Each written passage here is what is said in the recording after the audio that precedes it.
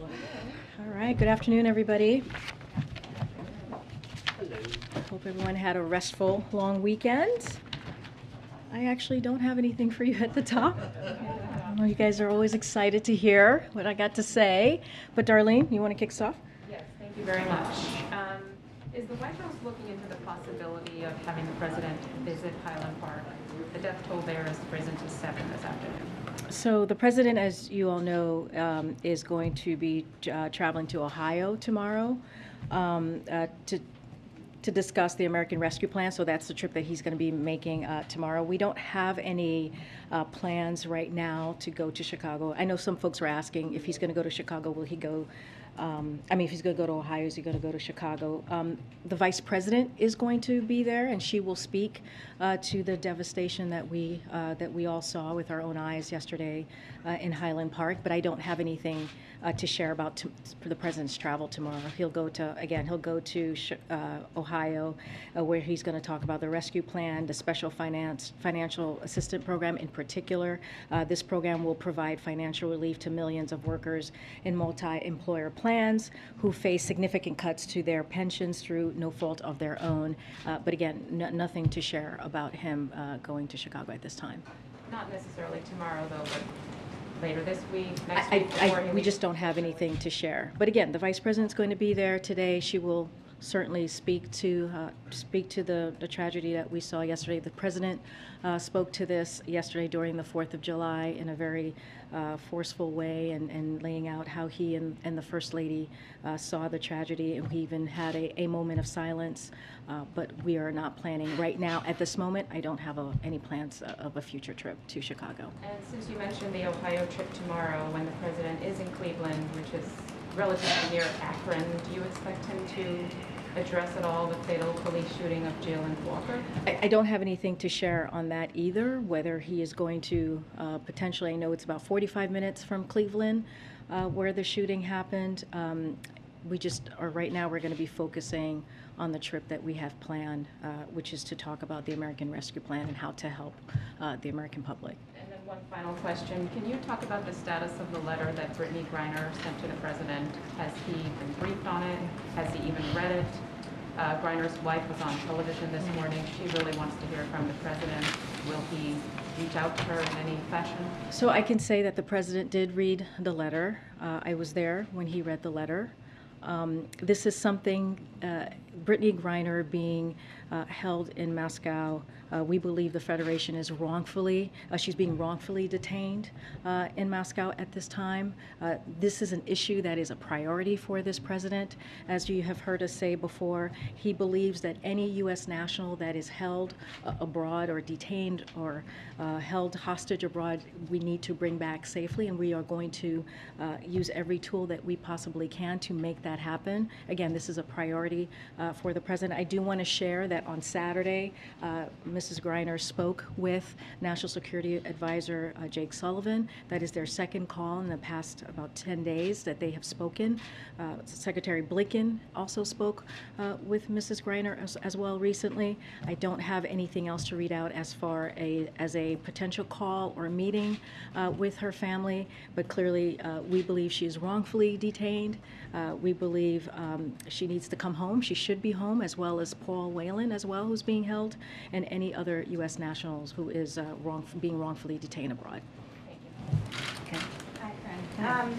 Just to follow up on that, Griner's coach said if this was LeBron, she would be home, right? It's a statement about the value of women. It's a statement about a black person, a statement about the value of a gay person. All of those things we know is true. Do you see this as a double standard? This is a president who has put all of the things that you just laid out, the LGBTQ community, women, people of color.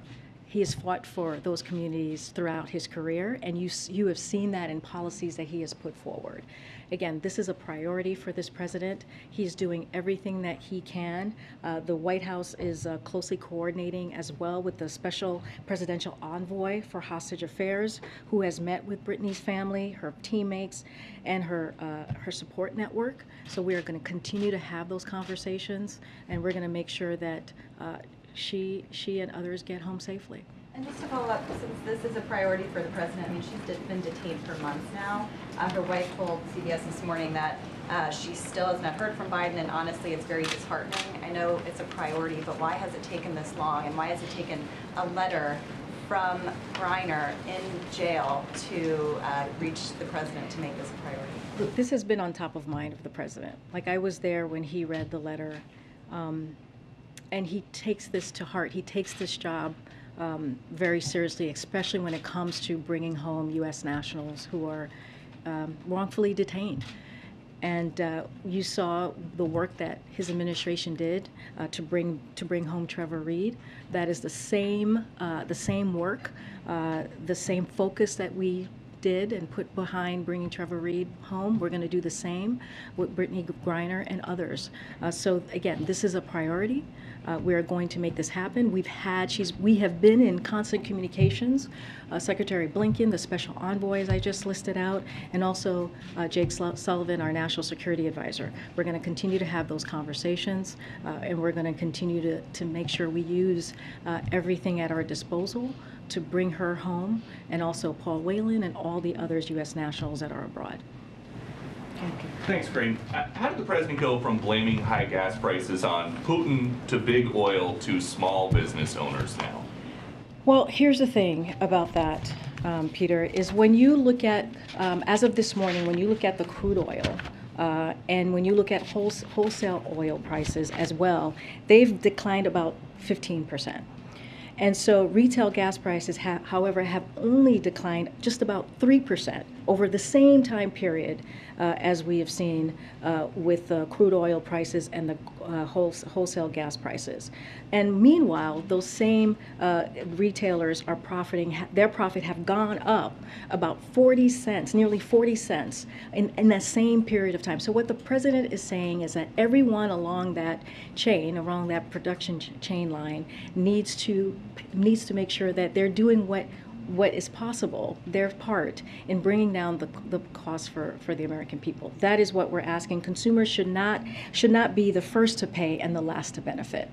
Jeff Bezos says the president's tweet about this is either straight ahead misdirection or a deep misunderstanding of basic market dynamics. Which is it? As you know, we completely disagree with Jeff Bezos. Look, we will continue to call on everyone along that distribution chain, as I just mentioned, from oil companies to refineries to distributors to retailers, to pass their lower cost through to consumers. That is what is important to make sure that we should not make, again, consumers pay first and get that relief last. Okay, and then on a different topic, why is there a voicemail of the president talking to his son about his overseas business dealings if the president has said he's never spoken to his son about his overseas business dealings? Well, first I'll say that what the president said stands. So if that's what the president said, that is what stands. And He's secondly, leaving a voicemail about a New York Times article concerning Hunter Biden's business dealings, and Peter, he says, "I think you're clear." How is that not him talking to his son about his overseas business dealings? we're not, from this podium, I am not going to talk about alleged materials from the laptop. So are you disputing that it's the president's voice on the voicemail? I am not going to talk about alleged materials on the laptop. Are It's you not disputing happening. then that it is not? Peter, I refer you to his son's representative. Okay. Good. Thanks, Karine. The president said the other day that he would meet with governors and then consider some more potential executive actions in response to Roe. So now that that meeting has happened, is there anything on the table that you are considering in terms of executive actions? So, as we have said, all options are on the table. The president is going to do everything that he can from his legal authority to make sure that we're protecting women's freedoms and women's rights. So that still stands. That still is something that we are going to do. I don't have an executive order, executive action to speak to at this time. As you know, when the decision came down almost 2 weeks ago, the president took quick action and he announced announced some executive authorities that we believe protect women, ensure that they and ensure that they can get access, healthcare access, as quickly as possible. As far as executive actions, I don't have anything for you for you. Really quickly, is there an update on when the president will make a decision on Chinese tariffs, and will he be speaking to President Xi before he makes that decision? So I don't have a timeline for you on that. The president's team is continuing to look at our options on how to move forward. As you know, for the president and President Xi had a conversation back in March, and we continue to leave all communications lines open from the president on down. Go ahead. Just following up on that, the president did say he would have specific announcements out of the meeting, so has he changed his view on that there isn't anything to announce right now? No, not at all. I don't think he's changed his view on that. Again, he's going to do everything in his legal authority to make sure that we protect women and their freedoms and their rights the best that he can from, again, his legal authority. I just don't have anything for you to share at this time. It sounded like he had something in the pipeline there.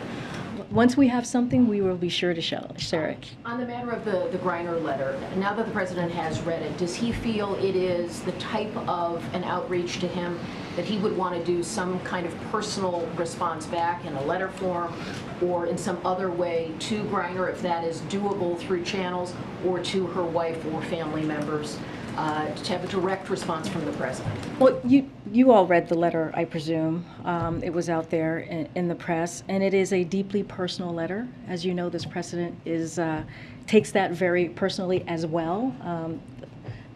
Brittany Griner talked about the 4th of July, which we just celebrated yesterday, talking about freedom and how different it means for her.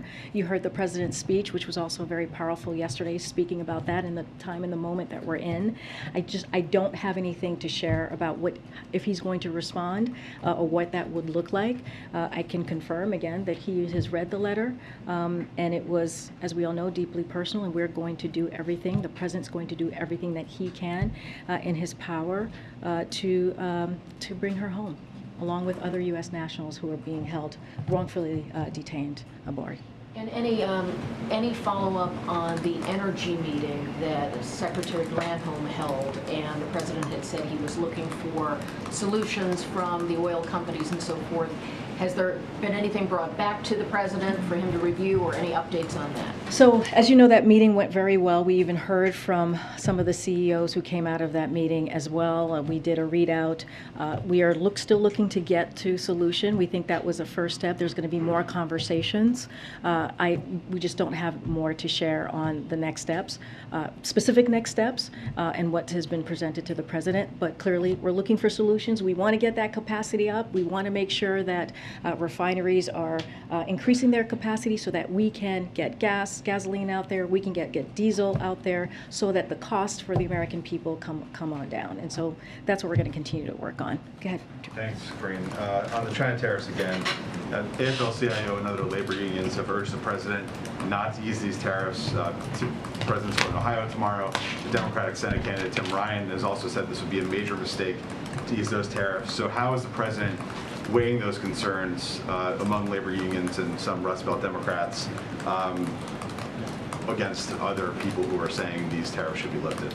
So look, again, I don't have anything to preview or announce at this time. Look, there are a lot of different elements to this, especially since the previous administration imposed these tariffs in such a haphazard way, in a non-strategic way. So we want to make sure that we have the right approach. Again, his team is figuring it out, and they're talking through this. And once we figure out the right approach, this is about what is right for the American public, for the American people, we will have an announcement and we will let you all know. And on the stalled China competition bill, any calls to Capitol Hill to read out on that? What's the White House's strategy to try to get that across the finish line? Well, as you know, it's something we believe is incredibly important to the American people, to getting that competition bill done. We are going to continue to have those conversations on the Hill. As you know, we don't read out any personal conversations, but we're going to continue to do the work with folks on the Hill to get this done. Karine, thanks. A couple questions. Overall, there was a published reports today that say overall frustration among Democrats with President Biden. Is this administration concerned about that criticism from Democrats? And it also says that the president is incapable of the urgency needed because of Roe v. Wade being overturned. Any response from the administration to those published reports? So when you say Democrats, you mean elected officials or? Elected Democratic officials, Okay. overall frustration with the Biden administration. So here's the thing I've heard of this. The president has shown, if you look at the different issues that have come up most recently, in particular, let's start with gun violence. The president showed urgency. He showed fury. He showed frustration. He spoke to that issue at every time that he could, whether he was a Uvalde or Buffalo or did a primetime address, and we were able to get a first step. Still a lot more to do. A bipartisan gun reform piece of legislation, which is something that we have not seen in 30 years. A lot of that is because of his leadership. Same thing that he was able to do 30 years ago when we saw the assault weapons ban.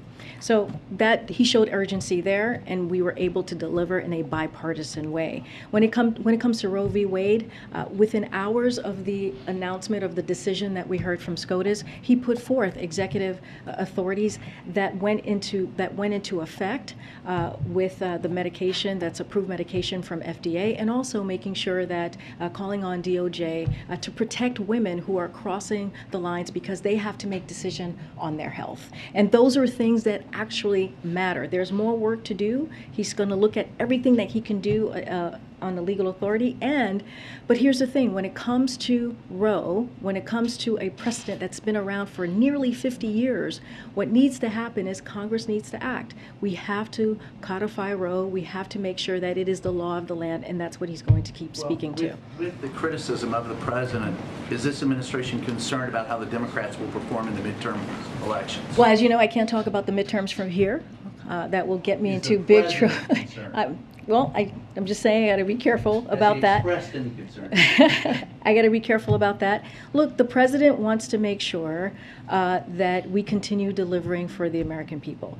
He has said, what I can say from here, if we are in a position where Congress does not act, as we're speaking to on Roe v. Wade, and does not codify Roe, make Roe the law of the land, then the American public should make their voices heard. They should make their voices heard at the ballot box. And that is something that he's going to call on. That is going to be something that he's going to speak on very loudly and very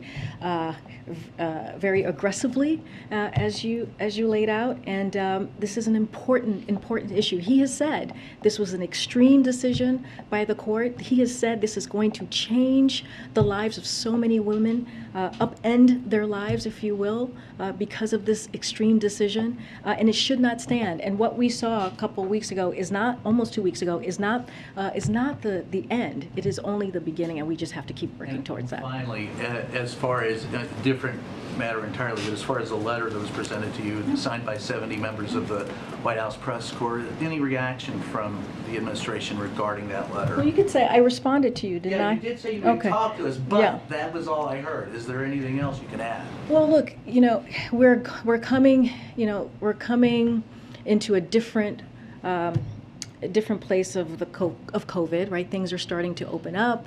We're even doing tours here. We had 7,000 people out in the South Lawn yesterday, military families and others to celebrate 4th of July, which was a wonderful event. It was great to have to see our military families out there. And so, we understand. We want to be accessible. We want the president his events to be accessible, and we are working to that with the understanding that we have been working through as we look at his events during this pandemic, and we're trying to see what the next steps are. I'm not saying that. I'm just saying that we're willing to work with you on this, and this is also a priority of ours. Thank you. Okay? All right, great. So just following up on the executive actions, I mean, the ones that the president had hinted we might hear more of Friday, you say are still being talked about. I mean, there's broad frustration among voters we've talked to, among many Democratic lawmakers, that you had this unprecedented situation of more than a month of knowing pretty much what was going to be likely in the ruling. You had the dynamics on the court were clear in place when this case was heard. There's a lot of frustration of why weren't those orders deliberated and decided and ready to roll out at a faster pace than here we are about 2 weeks later talking about when that next wave might come out. And what's your response to that general frustration? Well, and I would look.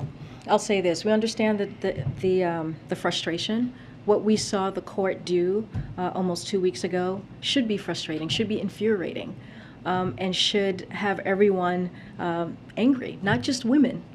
Because this is not just about women's rights. It's going to, as we saw, as you just mentioned, Clarence Thomas, and what he just said in his remarks, we are in an incredibly scary time. And so we have to take their words very, very seriously. And let's not forget what national Republicans have been saying for the past couple of weeks, is how they want to make a national ban.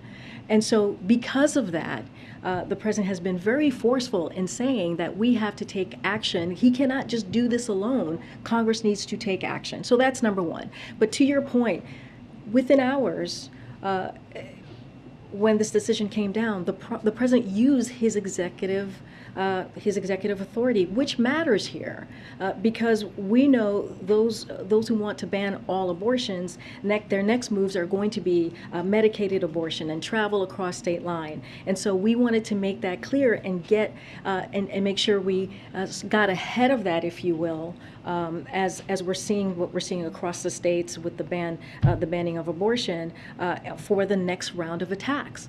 So that's what we did first. Now we're going to look at his legal authority on what he can do on executive actions. But we jumped into action, I would argue, within hours of the decision, and the actions that we took, those executive authorities that we took, were in consultation with groups, we're in consultation with legal experts. We've been having these conversations with them for many, many weeks since we heard of the draft proposal.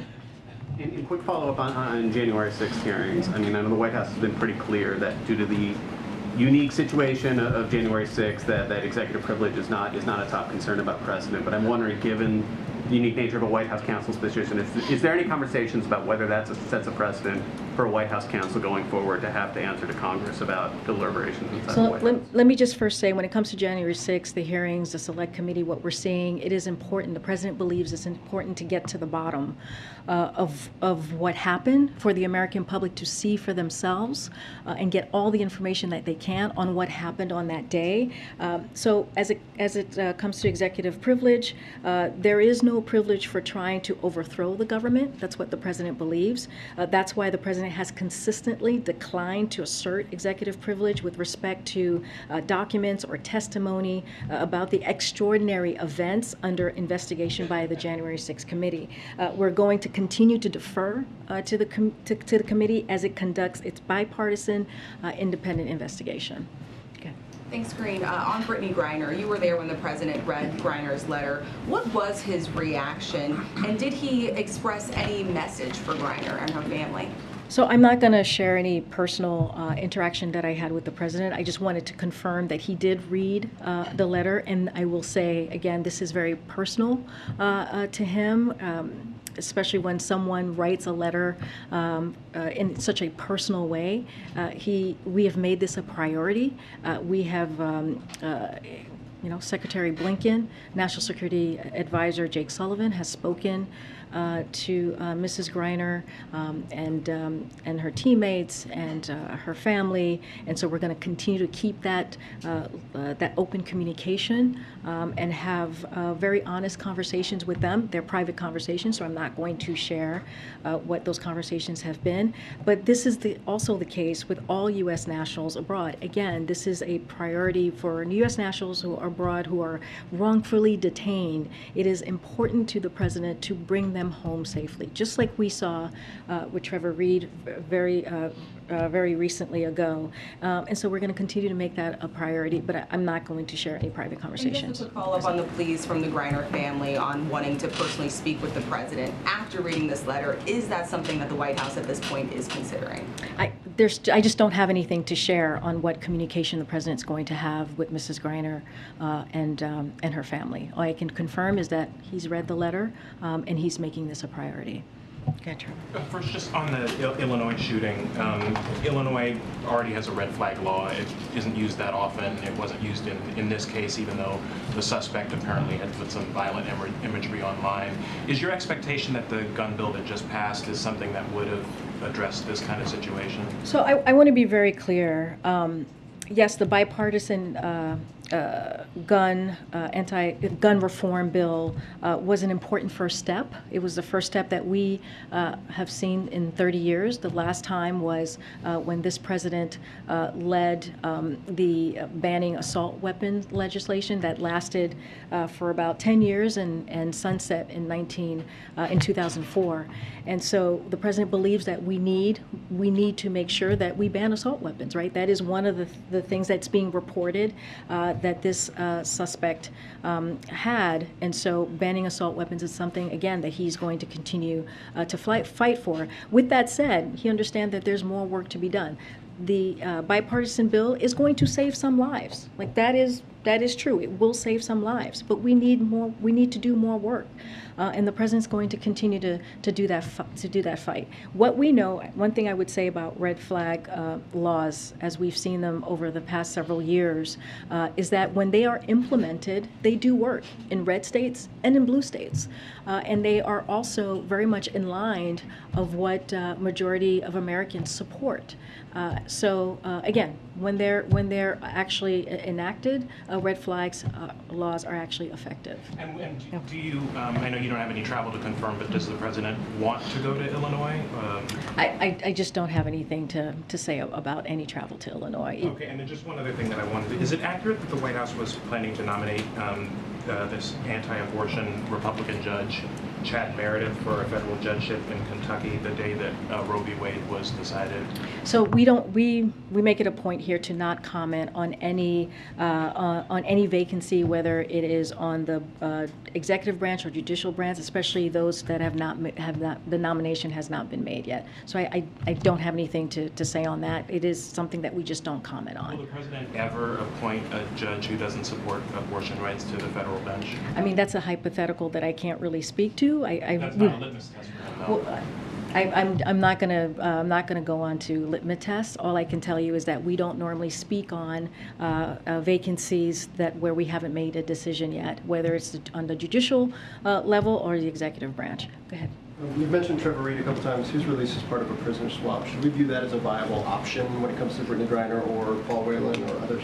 I cannot speak to any discussions that are happening on how any U.S. national who's being held abroad and wrongfully detained, what the process is going to be to bring them home. I just cannot speak to that from here. Is there a broad kind of contextual structure in which you look at prisoner swaps? Like why was that considered an okay thing in the Trevor Reed case? Is there kind of a construct that the administration follows? Again, I cannot speak about that from here. Clearly, there are security and privacy reasons to not discuss the details of how a release happens. So it's not something that I can speak from here. I can say that we have a special envoy, that this is their focus. We are in constant communication with them on their process, but it is just for safety, security reasons. This is not something that I can speak from here. Just one more on a different subject, on the China competition bill that Jordan asked about. The Senate passed that more than a year ago. Is there a concern that it was allowed to linger for too long and in fact gave Senator McConnell the opportunity to put the roadblocks he's put up in front now because he didn't move on it until 13 months later? Look, it's unfortunate that Senator McConnell has taken this approach. Clearly, that's not an approach that's going to help the American public. That's how we see it. This competition bill is important for many reasons. So we're going to continue to work with Congress to get this done. And so we're going to just continue that process. I'm not going to go into any personal conversations or negotiations, as we tend to say from here. But again, this is an important piece of legislation that we would like to see move forward. Row 6. Karine, thank you. Yesterday, President Biden, in his first opportunity to address the public in person on the shooting, He did so sort of very obliquely and fleetingly, and then he came back out on stage about 2 hours later and spoke a little more. Was that because he or his team felt he had initially missed the mark? No, he felt that he needed to speak on that himself. That was his own decision to move. Statement, I mean, he came out and he verbally said at the 4th of July, you all heard what happened today.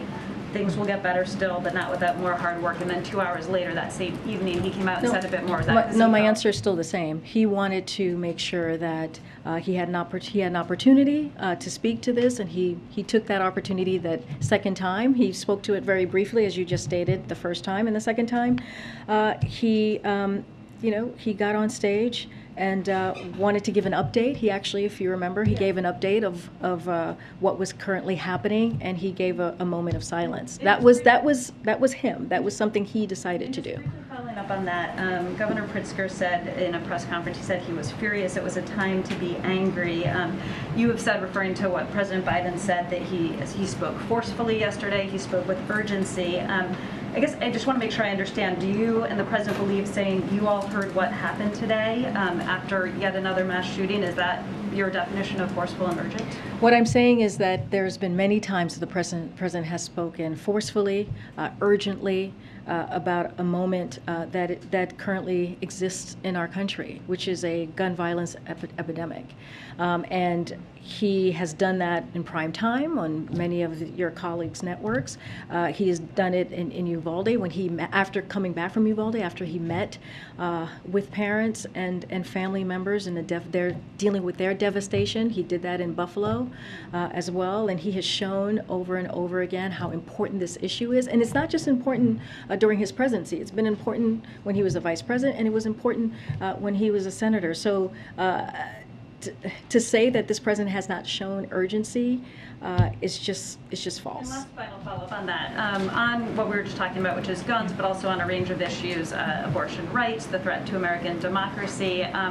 Why do you think so many members of your own party, elected leaders, voters, activists, pundits, why do they all seem to, in this moment, disagree with that assessment? Well, I can't speak for them. I can only speak to what we're trying to do. I can only speak to. Again, I'm not going to speak for them. I would go directly to these folks, these activists, and our Democratic colleagues, and speak to them directly. And I'm sure they will give you a very clear response on why they feel that way. Look. This is a president that has been working tirelessly every day in and day out since he's walked into this administration, fighting for the American public. That is what matters to him. That is what is important, is delivering every way that he can to make sure that we get things done. I mean, let's not forget, while again, there's more work to be done, there was a bipartisan gun reform piece of legislation that has been done that has not been done in 30 years. That matters. Is there more work to be done? Absolutely. Is he going to call for more action and do the best that he can? Absolutely. This is also a president in his first year of office has had more executive actions on gun reform, on fighting gun violence than any other president at this time. So that matters as well. His actions should speak as well for how he's delivering for the American public. Okay.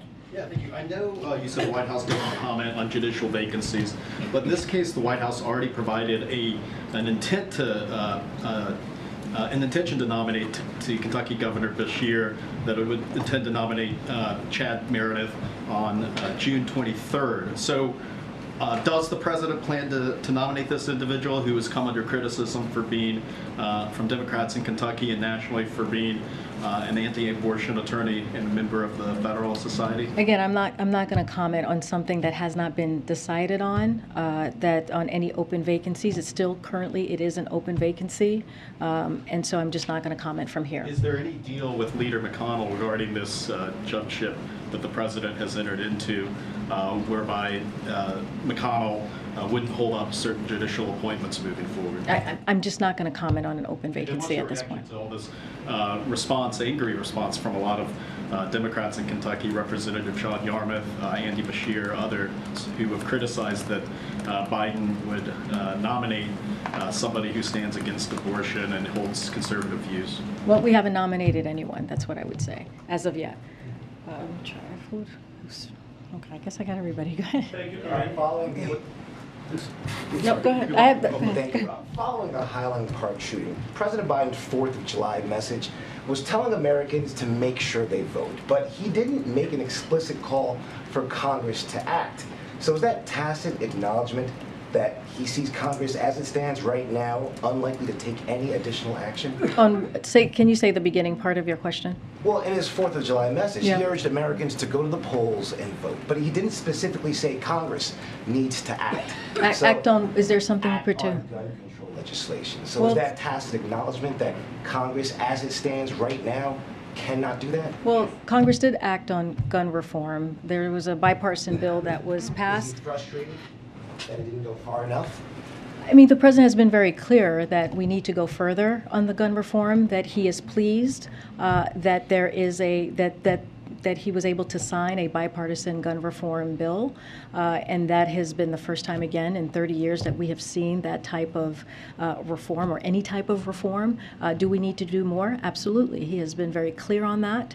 One of the things that I just mentioned a few moments ago was banning assault weapons. That is something that, as we saw yesterday, we saw an assault weapon was used in a horrific event yesterday in Highland Park. So that is something that he led on 30 years ago, and he wants to continue to see that happen again, the banning of assault But is weapons. that something he believes this Congress can accomplish? I mean, look, this Congress was able to do a bipartisan gun reform legislation.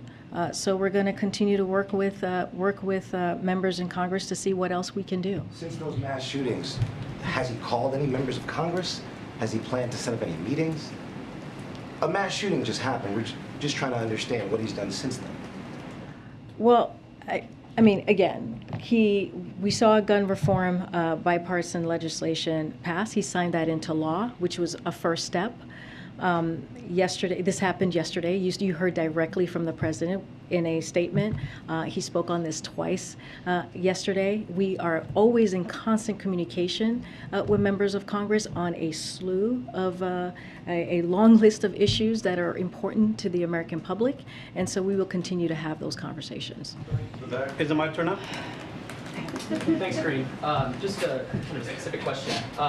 In a statement today, several prominent congressional Democrats criticized President Biden over his comments last week, saying that he supports selling F-16 fighter jets to Turkey. I'm just curious if the White House has any response to that criticism, which came from several Is it because after Erdogan's meeting that he had at NATO? Yeah. Is that what this is coming from? So we've been very clear about this. The F-16, that conversation about the F-16 and Turkey has been around for some time. We've talked about this several months ago. So there's really nothing new. The president has supported that effort. So there's really nothing new to that.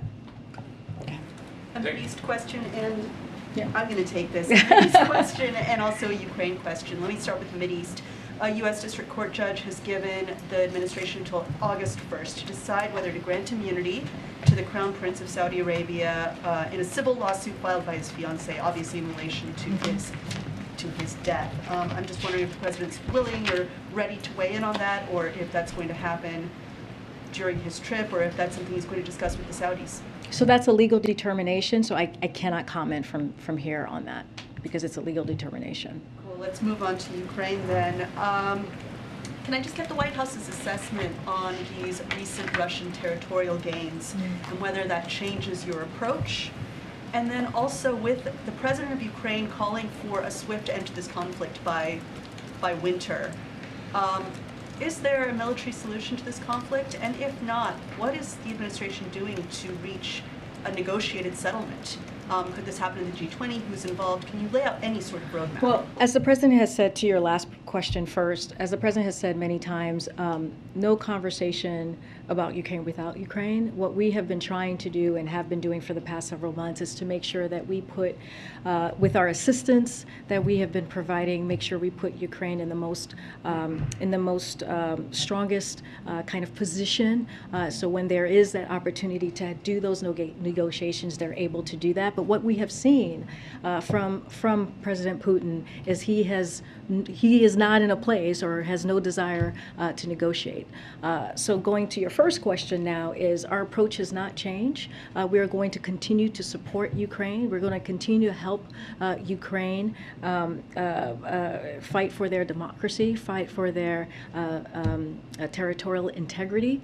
And, and then to your second question, going to the second one, we have said for months that the fighting in the Donbass, which is where I think you're speaking about, could be prolonged and protracted. That is something that we have been saying for some time, and we would see with gains and with losses on both sides. We're seeing that today, as you just laid out, but that doesn't mean that the Russians have been able to achieve with their goals, and doesn't mean that the Ukrainians have stopped fighting. They have shown their bravery.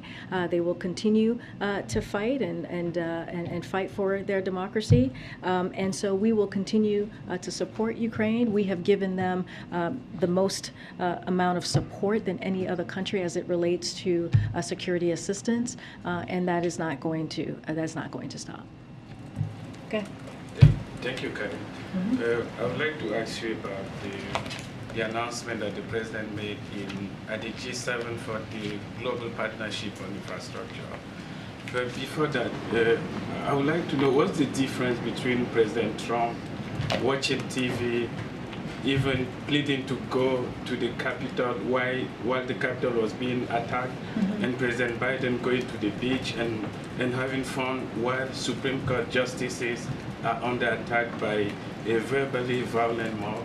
What's the difference between those two leaders? Wait, what's the comparison you're making? Could you say the first part? So I'm saying that what's the difference between President Trump not doing anything while the Capitol was being attacked and President Biden not doing anything while protesters, while the Supreme Court justices were under attack in their own homes with their families and with their children? Well, there are two major differences here.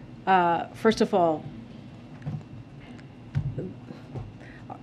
our predecessor was very, we have said that his behavior on that day, on January 6th, was atrocious. The president has said that. And we are going to let the select committee, the January 6th select committee, continue to do their independent review of that, their hearing. And you guys all saw for yourselves. The American people have seen for themselves what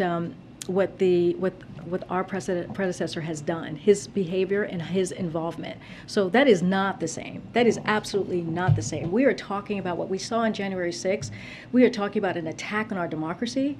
We are talking about a very dark day that the person who was here before us, seemingly, if you watch, was very involved. So that's very, very different. Now, fast forward to this president. This president is fighting for women's rights. He's fighting for women's freedom. He has spoken out. He's been very clear about what needs to happen next.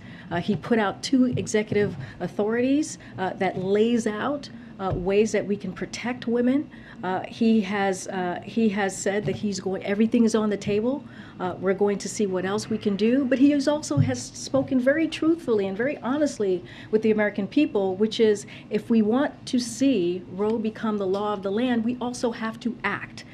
We have to hold Congress accountable and make sure that they act. And if that cannot happen, then Americans need to go to the ballot box. And that is very different. And to say that there is no difference, that is just unbelievly wrong. But is it concerned that Supreme Court justice I'm moving on. Go ahead, Phil. Go ahead. Hold on. Go ahead, Phil. And then I'll come back to you, Emily. Thank you. I've got a policy question about some of the oil that was released from the Strategic National Petroleum Reserve. But first, a follow-up. We have all heard it. The president likes to say, I will always level with you. He says it again and again. Moments ago, though, you seemed to dismiss Peter's question about his conversation with his son, Hunter Biden, with regards to his business dealings. And I'm wondering, how is that silence consistent with the president's promise to always level with the American public? Because, you know, in public he says he hasn't discussed these business dealings. And then, at least according to the voicemail that's been obtained by the Daily Mail and the Washington Examiner, it certainly seems like he was seeking to do exactly that, have a conversation about these business dealings. Is he leveling with the American public on this? Phil, I hear your question, but what I can tell you from here, standing at this podium, is that I cannot comment on any materials from the laptop. And I would refer you to the representatives of Hunter Biden. That's what I can share with you at this podium at this time. And then there's a Reuters report out this morning that says that more than 5 million barrels of oil that were released from the emergency oil reserves were exported to Europe and Asia last month, and some of it reportedly was actually heading to China. Is the administration aware of those reports? And does the president mind that some of this oil that was meant to ease pain for consumers is headed overseas? I have not seen that report, so I would honestly have to go look into it and see what the truth is in that statement that you just laid out, and see exactly what's happening. I just have not seen that report. Go ahead, Ed. Yeah, so I'm so sorry. And then Ebony. I'm so sorry. I was supposed to go to Ebony, but you go quickly, and then we'll go to Ebony. Yeah. The Atlanta Fed GDP Now tracker is showing that the second quarter, it's estimating second quarter's negative growth, 2.1%. Should that hold, the U.S. has been in recession for the first half of this year. Does the president believe that we are in a recession, first of all? Second of all, if that does hold, does the president accept responsibility for his policies as part of that? So first, do we believe we're in recession? No. That's my answer to you on that. So there is a nonpartisan data that came out recently, the National Bureau of Economic Research, which I'm sure you know very well, Ed. It determines and defines recession. And so let me just quote here for a second. In recent decades, the two measures we have put the most weight on are real personal income less transfer and non-farm payroll employment. So that is from the nonpartisan National Bureau of Economics Research, again, determines the definition of recession. So here are the facts. The facts are this. We've averaged more than 400,000 jobs every month for the past, over the last month, 3 months.